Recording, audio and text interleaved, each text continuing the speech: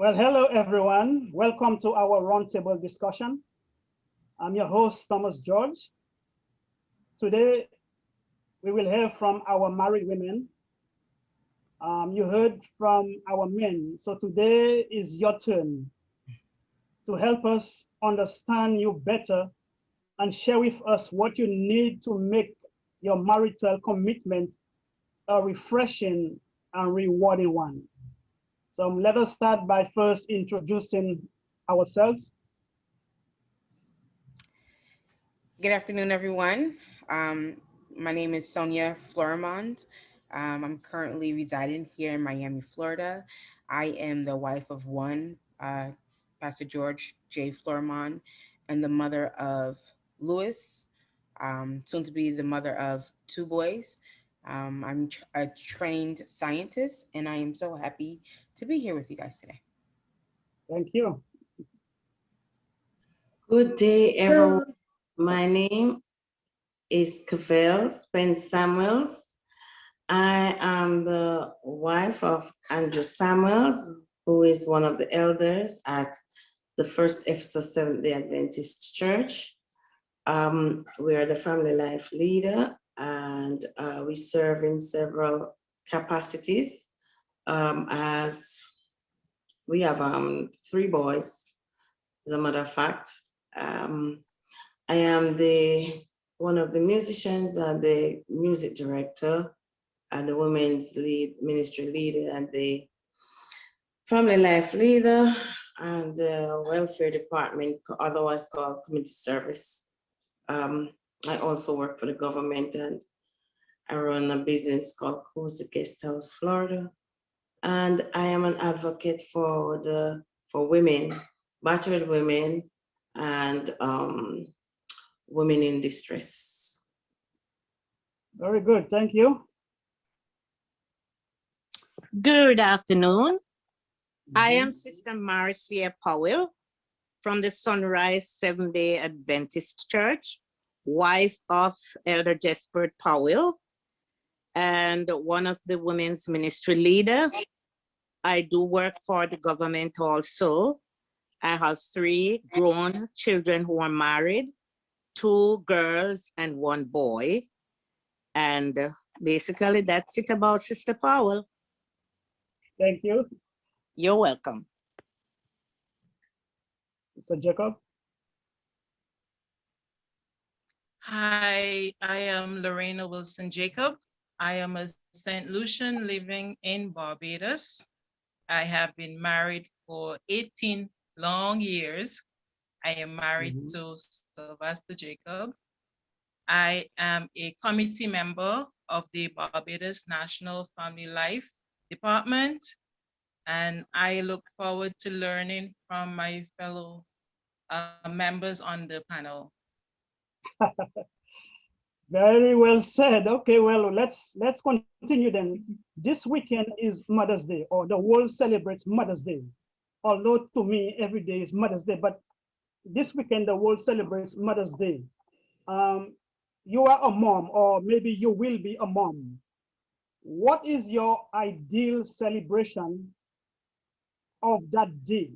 What would you like your spouse to do, or to have you conclude that yes, this was a wonderful day? I'm going to start with you, Sister Fairmont, and we'll go down the line. Well,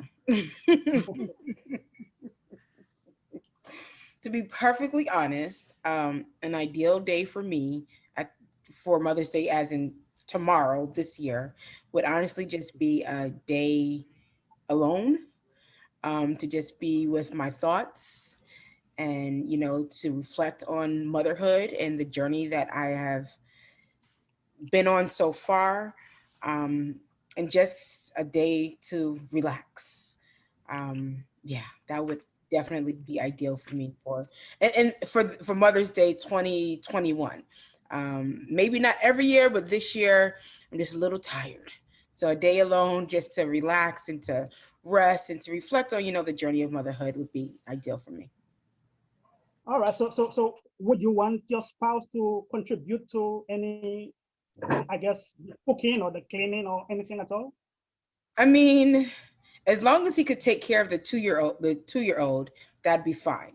You know, everyone knows toddlers are, full-time job. And so if he decided that he was going to take care of that for a full, I'll even say 24 hours, not even just sunrise to 24 hours, that would be just, there's just something that I wouldn't have to worry about for the day. And just, a nice breather. Very well. How about your Sister Powell?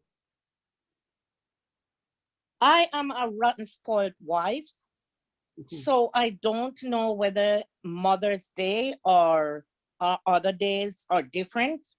But for specifically on Mother's Days, I'm off. My husband wakes up when I am sleeping, and when I get up in the morning, my breakfast is ready.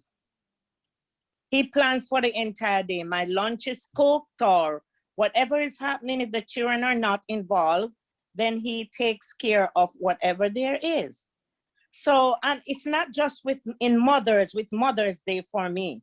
And as I said, I don't understand much things because I think I'm a rotten spoiled wife. I mean, my husband, he adores me. And because of that, to me, every day actually is my day. It's Mother's Day. But specifically, at this particular time, he would show special, like, I was at work on Wednesday, and when I called him, he was not home. And he said, why did you have to call me at this particular time? Because he was in the shop getting something special for me not to know, in order so he can have it to fix for Sunday Mother's Day dinner. So Yes. that's what I'm used to. All right, all right. That sounds interesting. Let's Yeah. hear from you, Sister Cavell. Well, my ideal Mother's Day, which my husband, for the 28 years we're married, that's traditional. His work schedule is so crazy. He's gone 4 in the mornings until 8, 9 o'clock sometimes at night. So it's like heaven on Mother's Day when he definitely asks for the time off, and he and the boys, they they prepare breakfast. So while I'm still there in bed, they will come in there. I get breakfast in bed, and right throughout the day, he and the guys, they're whispering and jumping around and so on. They put together everything, and I don't get up that day, tell you the truth. And so because of that, I look forward to Mother's Day so much, because once the 24 hours is finished, I am back to the mill wherein I have to be the one serving him now, because I have to get up at a crazy 4 o'clock in the mornings and get him out of there. If I even try to pack his lunch from overnight, he's still lost in the mornings. So I still have to get up, whether I want to get up or not. So thank God for Sabbaths, but he really tried to make my birthday and Mother's Day and Valentine's Day, those 3 days, he really tried to take those days off and just let me stay right there in bed, and they just march in with the food tray and so on. And because of that, I look forward to that with such huge anticipation, just to know that everything stops for me that day. So, based on what you said, Mother's Day is not every day for you, because you said as soon as that 24 hours is gone, you are back into that same life. Oh boy, back to the mill. Yes, back to the mill. Get him out, get the guys out. Well, thank God they're grown to a certain measure now, so they are trying to paddle their way through in finding jobs. They finally find jobs and trying to settle down now and stuff like that. So thank God. But prior to that, and I am just like It was just so I had to run a full-time job, a full-time business, full-time church work, full-time ministry, and full-time housewife. It's like up here. So Sabbaths and those days are like heaven to me. Okay.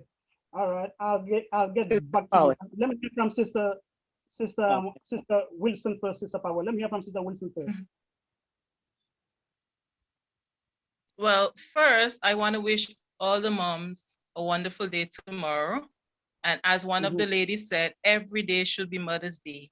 Really. And Brother George, you know that I have not been blessed to join that club, but I have mixed feelings when it comes to Mother's Day, because it seems sometimes it is portrayed as, oh, poor me, because I have not joined the club.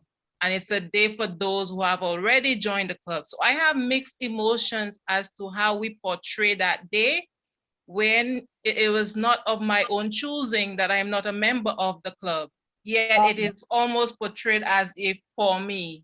So I have a little mixed emotion, but for those Before who you- have been privileged to join the club, I want to say that you should enjoy it. Sister Wilson, before you continue, I should have made it clear before. Mother's Day is not only for those who has children.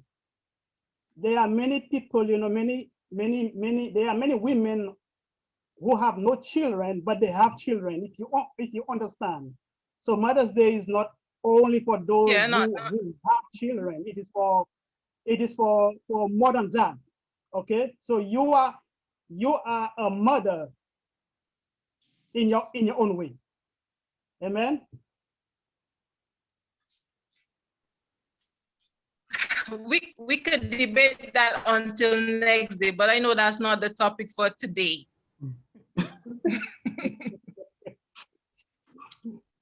All right. Sister Powell, you were yes, saying? yes. I just wanted to say, for the next on the 17th of May is going to be our 47th years anniversary. Congratulations. Yes, 47 years. Yes.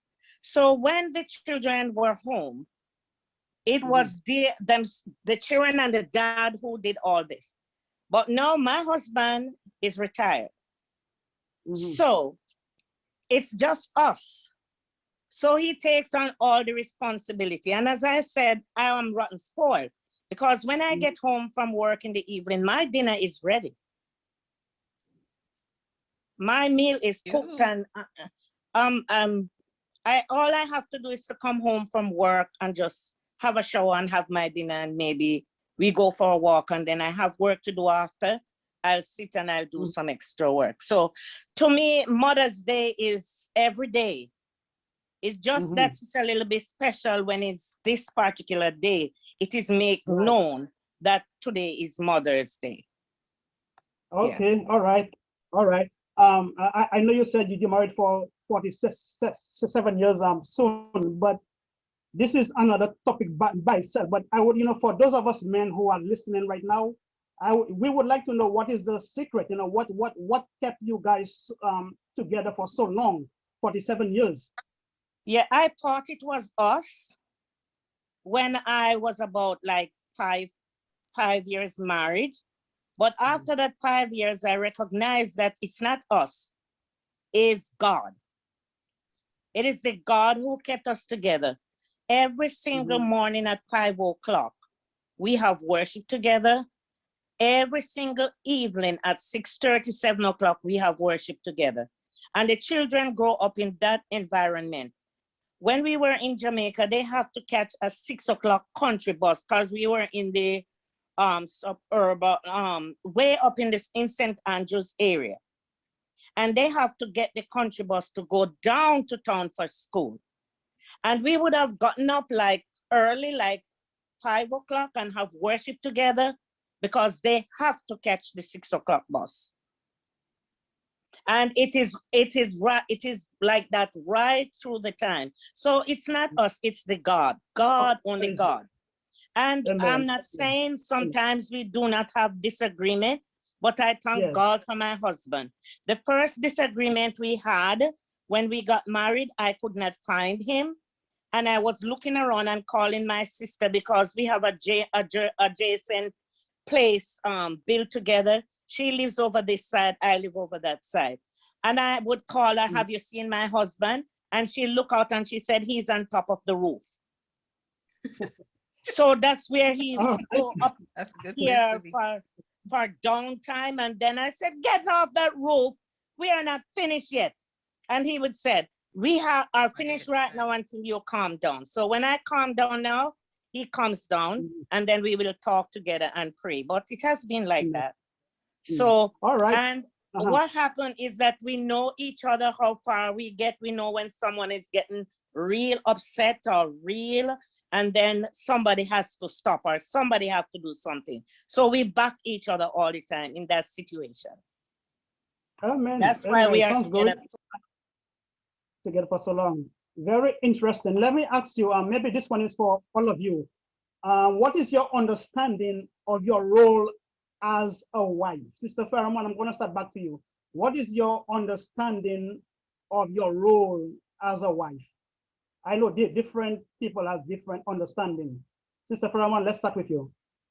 For me, it's essentially just to be a helpmate in all aspects of life and marriage, in all aspects of life, whether it's to help by cooking a meal, whether it's to help by giving an encouraging word, whether it's to help by whatever it is that my husband may need. That's what I see my role as being a wife. And of course it's reciprocated. I believe, well, at least in my case, it's reciprocated in I believe that's what my husband thinks his role is as well, is to be a helpmate, to provide for me and our family, and to help in whatever way that he can.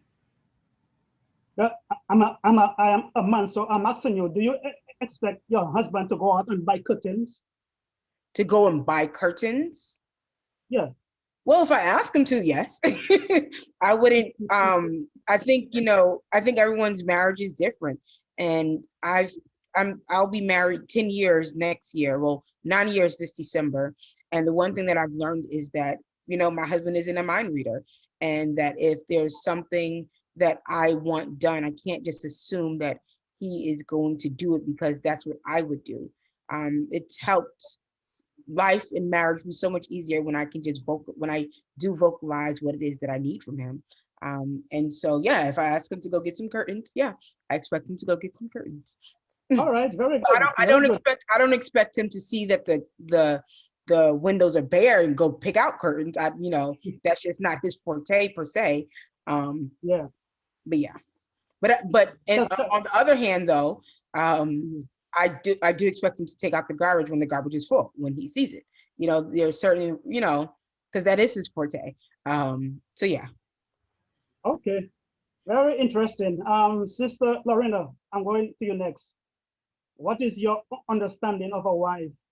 I'm supposed, as long as my husband is submitting to God, then it becomes easy for me to submit to him. It becomes easy for me he often say, I make him look good. I'm supposed to be his biggest supporter, his biggest fan. I'm supposed to be his helpmate. I'm supposed to help make his load lighter. I'm supposed to be there for him. When no one is there, I should be there. It's similar to what Biden said to Kamala Harris. Be the first one in the room and the last one to leave. Kind of like that. All right. Sounds good. Sister Cavell? Yes. My role is what God said, a helpmate, a companion. His ears, his mouth. My husband is so quiet that lots of time people take his quietness for weakness. And he's not confrontational, and he will let things slide. So they tend to want to take disadvantage of that kind of quiet strength. And lots of time, I am the one who will step forward, you know, um, and to me, it's like I'm protecting him. And eventually, I found out that when you really tap the water and that volcano erupt, he's a giant. And you know, and then I find that I have to protect people from him. I believe that I am the winds beneath his wings. I'm to live his dream. I am to be his shoulder to cry on. I'm to be the warm arms for him to come home to. I am to be his eyes and his ears. I am to be his helpmate. I am his toy. I am for him to play with. I believe that my husband's supposed to see me as his best friend, his companion, and his all in all, his prayer partner.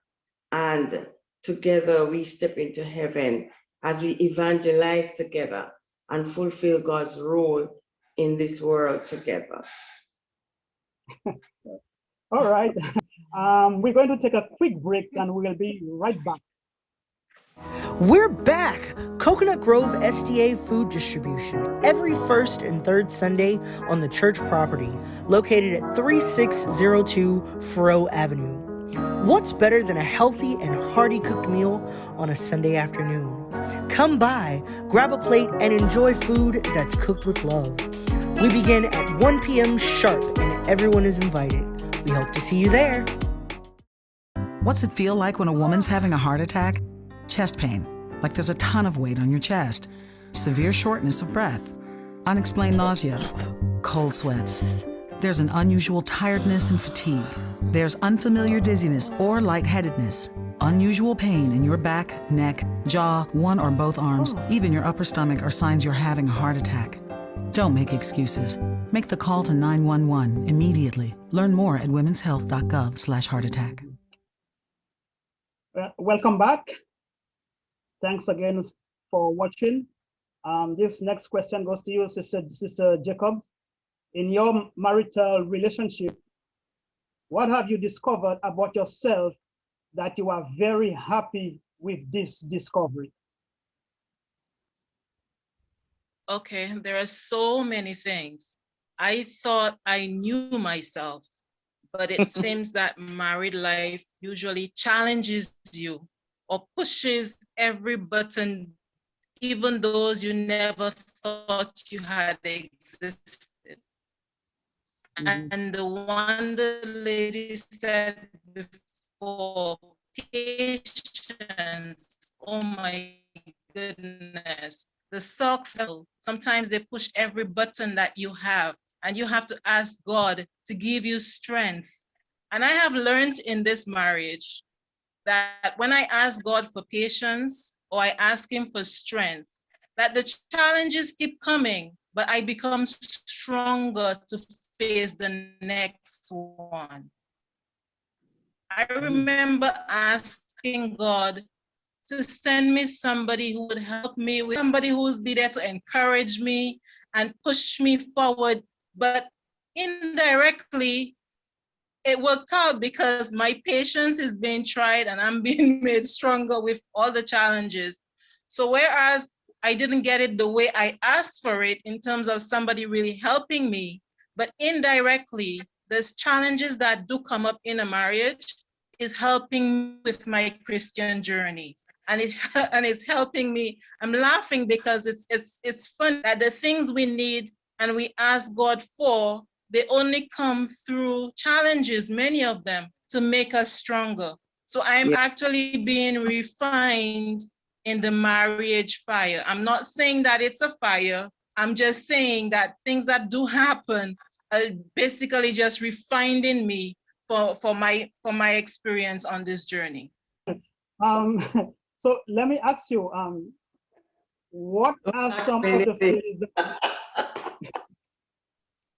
what are some of the things that you do to get your husband's or your spouse attention? Because I know, you know, it if my wife, wants my attention, if she just, give me a little bit of caress, she gets all my attention. So what are some other things that you do to get your spouse or your husband's attention? Well, there are certain food he likes. You prepare it. You start texting love messages to him and remind of the night before and paint pictures of what he will get when he gets home, that kind of thing. And then, yes, he loves when you do facials on him, I tend to do his facial, clip up ears and whatever, oil hair head and blah, blah, and cut nails and the whole works and give him a full body work and so on. And you can ask for anything, but you have to do it while you're doing that. Okay. How about you, Sister Powell?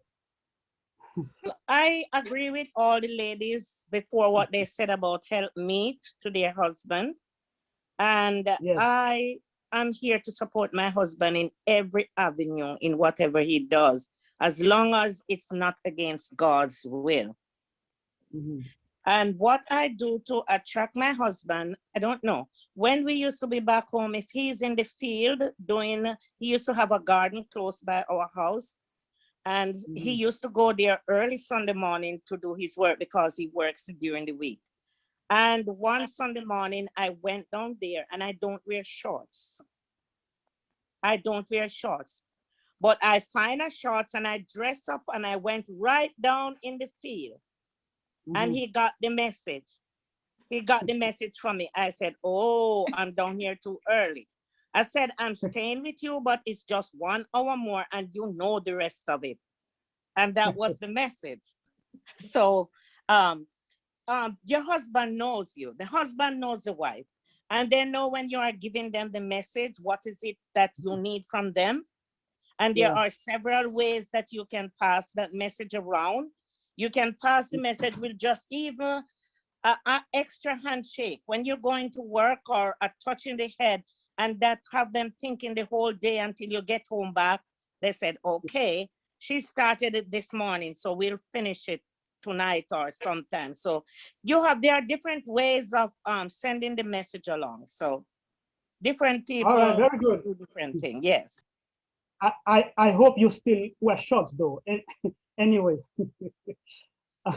But we have a date night. Every Thursday is our date night. Every Thursday? Every Thursday is our date night. But during the COVID now, sometimes we normally go out like for dinner or go down by the beach or do something special. Now that COVID's on and we are not going any places, we have a church sister who does catering on a Thursday. And so we still have our special dinner on a Thursday, and we could do candlelight or stay out on the patio until late, or we just have, it's just us. And for Thursday night, I don't do any work unless it's an emergency. And if it's an emergency, he'll stay with me and we'll get you whatever we need to get you. But I got you. I got you. So, sounds very interesting. Sister Farabon, the same question goes to you. What do you do to get your husband's attention? I tell him. I'm at the point where I just tell him, like, hey, what's up? I say we need to make an appointment, So I just tell them, whether it's via text message, whether it's via in person, I just tell them, like, hey, we need to spend some time together. So I mean, and as these ladies said, whether it's, cooking a special meal and, those things happen in general as well. But for me, what's worked for us is just to vocalize what it is that we need. Yeah. All right. Sister Jacobs, I know you are all the way in Barbados. The culture is different down there. What do you do to get your spouse attention? I want to agree with what the ladies have said before, but something I have also learned in my 18 years of marriage, that a way to a man's heart is a lot of times through his stomach. So I would call and ask, how soon are you going to be home? And then probably I'm baking something. As soon as he walks in and he smells, whether it's bread or cake, because he has a love for flour. Anything that is made of flour, he loves it. So he walks into the smell of this thing baking, and he know either he has to pay out some money or he knows something is coming. So that's one of the things I have found that really works. And he loves massaging. He doesn't love to give them, but he loves to receive massages and salt baths. So he loves those. But he always knows after those things that there's something else coming. All right. Okay. I'm going to ask you, maybe all of you, in your marital relationship, what have you discovered about yourself that you are very happy with this discovery? Something you didn't know about yourself, but since you got married, you discovered that, and you are very happy with that discovery. Sister Pheromone, let's start with you.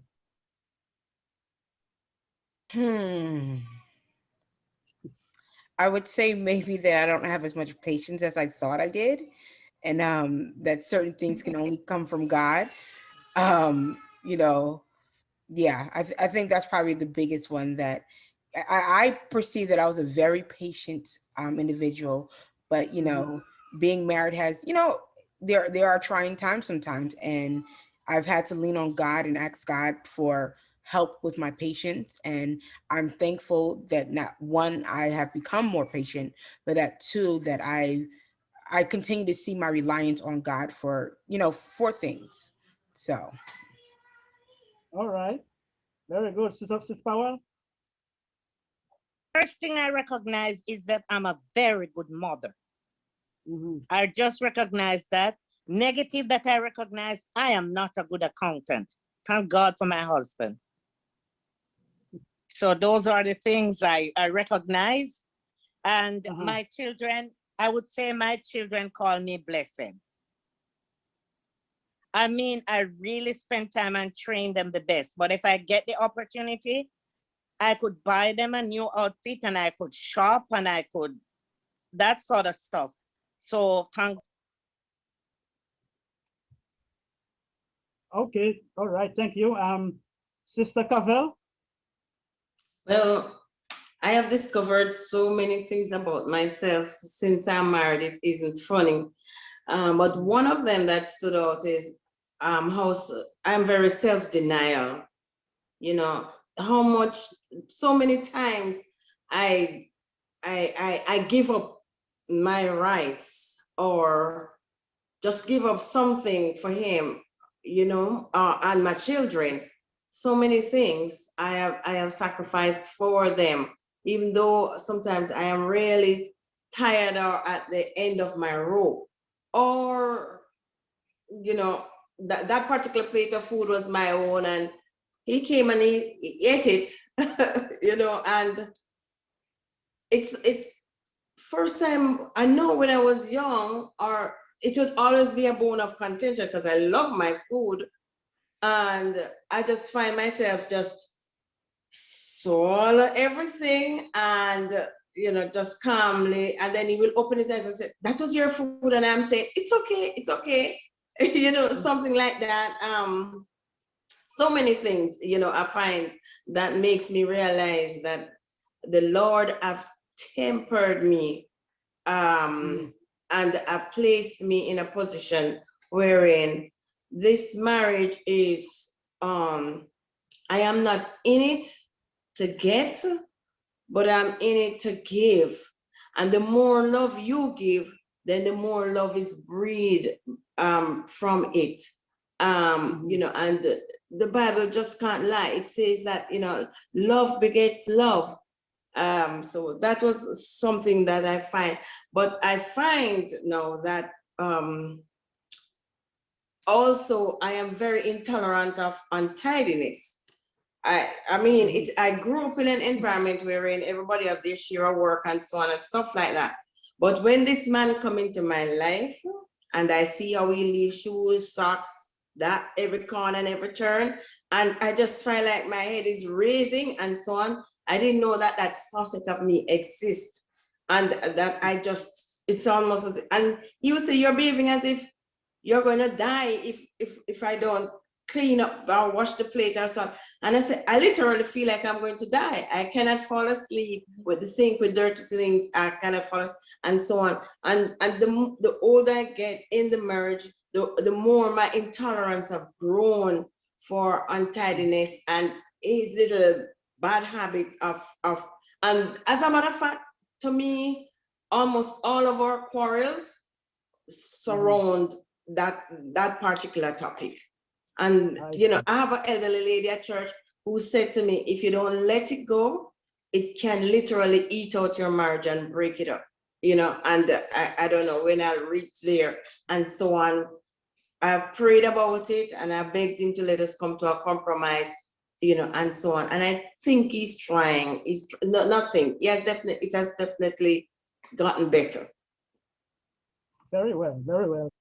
All right, so thank you. Now we have about 5 minutes left. I'm going to close with this question.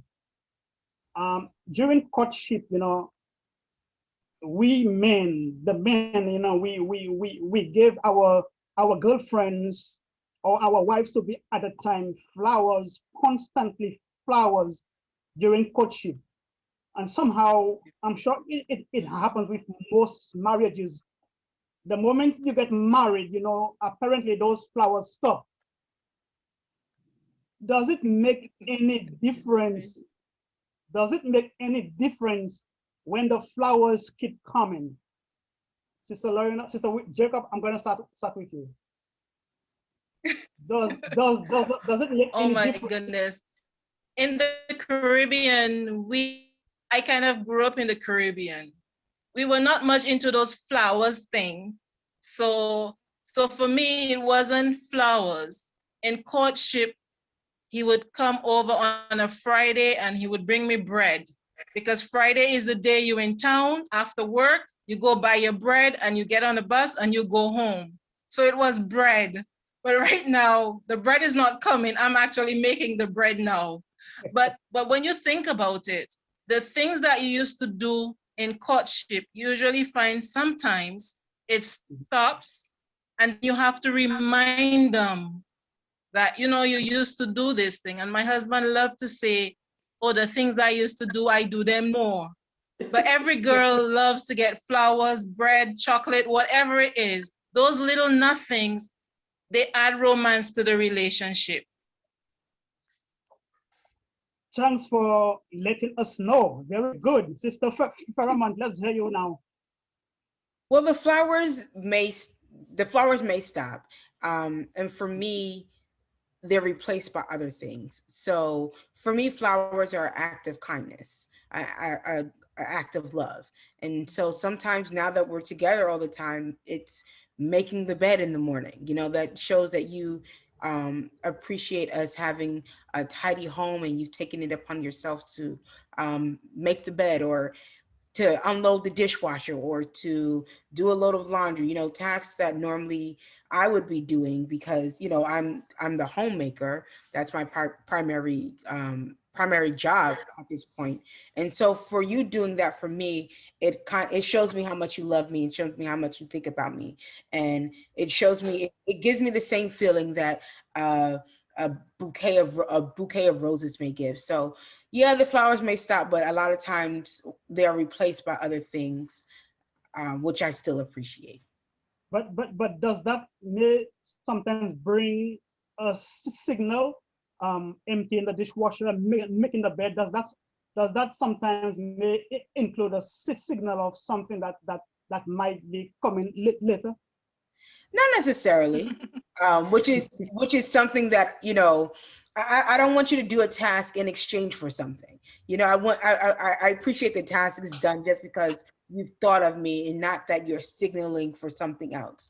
But just that you said, hey, let me let her sleep in for an extra 5 minutes or so, and I'll go with the baby and I'll make him breakfast so that she can rest up a little bit. Things like that. And in return, maybe I do want to show appreciation in some form or another. But it's nice to just be, for an act to just be something that you genuinely want to do and not necessarily in return or something. All right, very well. Sister Powell? Here. Well, we couldn't afford rose when we were dating, but we shared notes. We used to write little notes to each other. Now, when we get married, the note was not there anymore because we did not have the time for a note. We have the time to try how we are going to survive with ourselves and our children. And then after now, when we find out that God is helping us to survive, then the flowers start coming in, but not just flowers. It's just everything that goes together to keep the marriage going. And I thank God for whatever we do for each other to keep the marriage going. Amen. Yes. Amen. Sister Cavell? Yes, when we were dating from day one, it was exciting for him to come and pick me up every Saturday night after church. And we go for long walks and things like that. We would walk and walk holding hands and stopping at whether ice cream store or whatever in Jamaica, and things like that. And he had a habit of, you just come and find a teddy bear prop up at my door, or if my sisters let him in, which they tend to start doing after getting used to him, I would come and find different little gifts under my pillow or something like that. No, the gifts continue, but he just don't want to go on a date. And that's a bone of contention with me and him. I would say, why don't you take me out? I'm a person, I want to go back to those time when we would stop and eat at a little restaurant, or just buy ice cream or whatever. We don't eat ice cream anymore unless we can find the soy, because we're now full off lactose, full vegetarian now. But why not take me out like what you used to do? It was okay. He makes the arrangements on my birthday and so on, all the special days. And then when the actual day or the night before the day will start, can we order? And they deliver it, and we just go in the bed and eat. He's just not a person, and it is so strange to me. It's like I had a culture shock, because I was just so used to him when dating, taking me for these long walks, or we just jump on a bus at that time in Jamaica, and he would just up at mother's patty shop or wherever, and we would eat together around on the spot there in a dining setting. And to see now he's the type of person that doesn't want to go anywhere. I have to literally make reservations, make cruise reservation, hotel reservation myself, and force his hand. And that is still, that bone of contention is there between us. But the gifts, oh my goodness, you can expect almost every single day. He's coming home with either a dozen underwear, something, just these elaborate gifts, but he does not want to go anywhere. He'd prefer you and him just in the bed, and you sit there in his lap, and the food in the middle of us, and we eat. And you watch TV. He doesn't want to go anywhere, and I want to go. So that's the line there. But I'm trying to learn to compromise or understand why he changed, or was it a pretense all along? So, but the gifts keep rolling. So I don't know. Well, our time is up. We will have to do this another time. We want to thank our ladies for sharing their views with us this evening. Women, we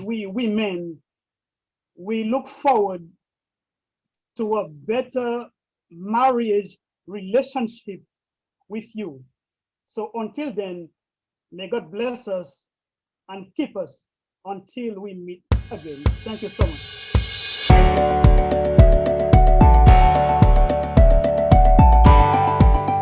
Hello, everyone. Though it is sad to announce that this is the final episode of our Married Couples edition on All That Matters, it is with a grateful heart that we express our thanks and appreciation to you, our viewers. We hope that you have drawn from the experiences of our guests. And please note, however, that although this ends the Married Couples edition, we invite you to join our Singles edition.